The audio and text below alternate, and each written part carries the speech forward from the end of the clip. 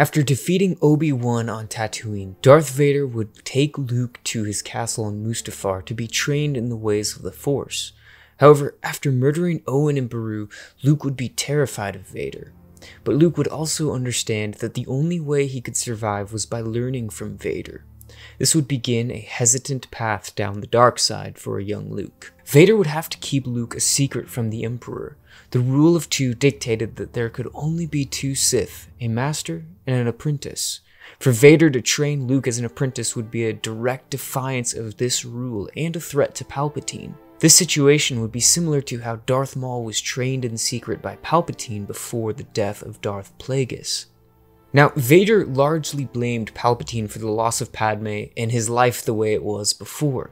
Palpatine promised the power to save Padme from dying, but never delivered on that. The relationship between Sith Masters and their apprentices was tumultuous, but especially so in their case.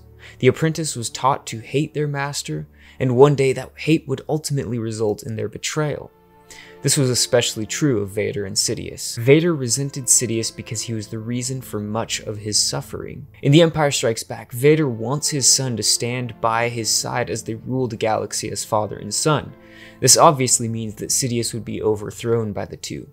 In our story, this goal of Vader's remains, but now he has an early start to shape his young son into a powerful dark side user. Through his training, Luke would become powerful in the Force. He would quickly become what Anakin would have been had he not lost to Obi-Wan on Mustafar. But much like Darth Vader, Luke would have conflict. He was not a bad person. He had spent his childhood with Owen and Beru Lars before Vader murdered them, so Luke's dark side path would be motivated more by survival than a desire for power. Shortly after Luke was taken by Vader, Obi-Wan Kenobi would crawl out of the remains of the Lars home. Kenobi would have been severely injured, but the Force had protected him. He would feel that he had failed again. He lost the galaxy's only hope. Years before this, he had failed Anakin, and now he had failed Luke.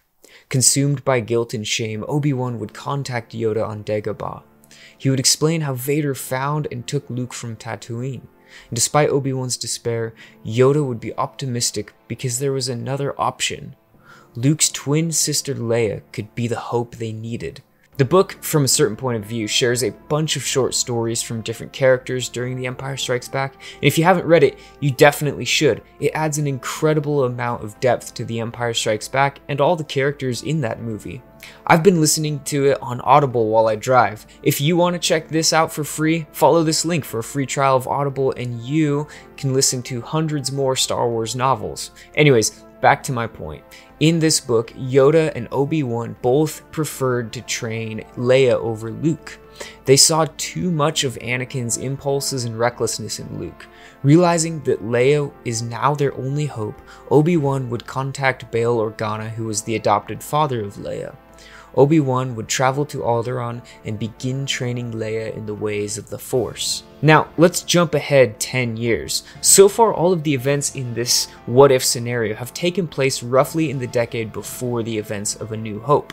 Now let's fast forward to the point where A New Hope would take place. Luke has been operating as Vader's secret assassin, much like Starkiller did in Legends.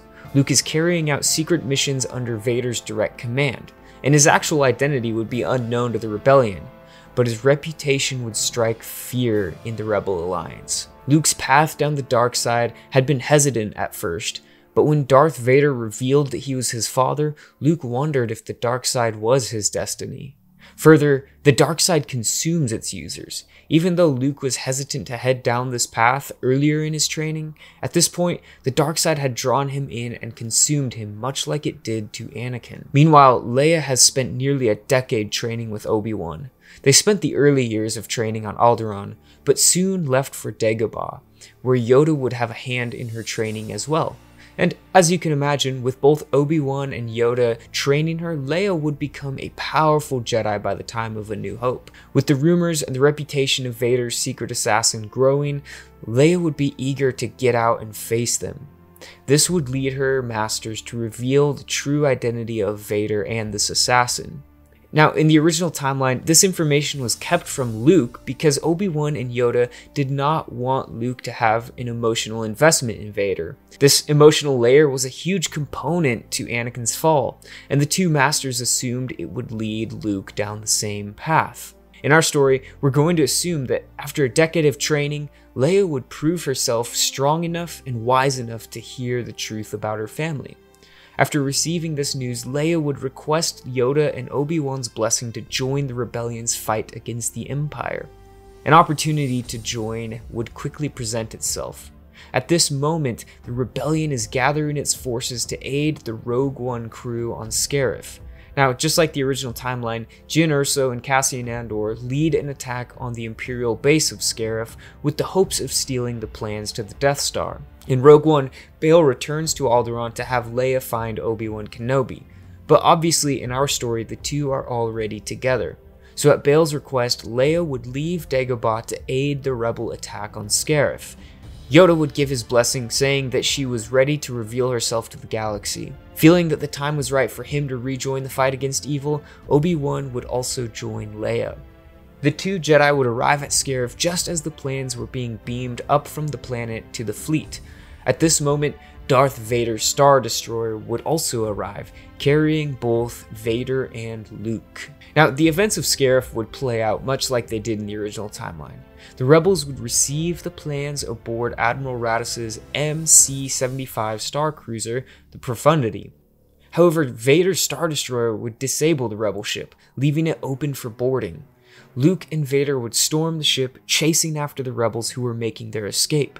And just before reaching the docking tunnel to the Tantive 4, the power would go out, trapping the rebels in the hallway. This would give Vader and Luke time to catch up to the fleeing rebels. The hallway would light up red from the ignition of two crimson blades. The massacre of the rebel soldiers would begin. Vader would lead the attack with his son closely following. But deep down, Luke felt uneasy about the attack. He could sense the fear of the rebels. More than that, he sensed a resolve in them he had never felt before. They were willing to give their lives for their cause. It was a selfless sacrifice that perplexed Luke. As the dark duo approached the final rebel soldiers, the door at the end of the hallway suddenly swished open. The rebels holding onto the data card fell at the feet of two cloaked figures. The crimson glow of the hallway was now offset by the glow of blue. Vader and Luke paused. Obi-Wan Kenobi and Leia walked past the rebel soldiers. They now stood between the desperate rebels and the impending doom that was Vader and his assassin. Luke and Leia would duel each other while Obi-Wan and Vader faced off. But this time was different. Kenobi resolved to buy time for the rebels to escape. There was nothing more that he could teach Leia. This was his time to finally confront Vader for the last time. Through this, Kenobi knew that he must let Vader strike him down. The old Jedi looked at his former apprentice.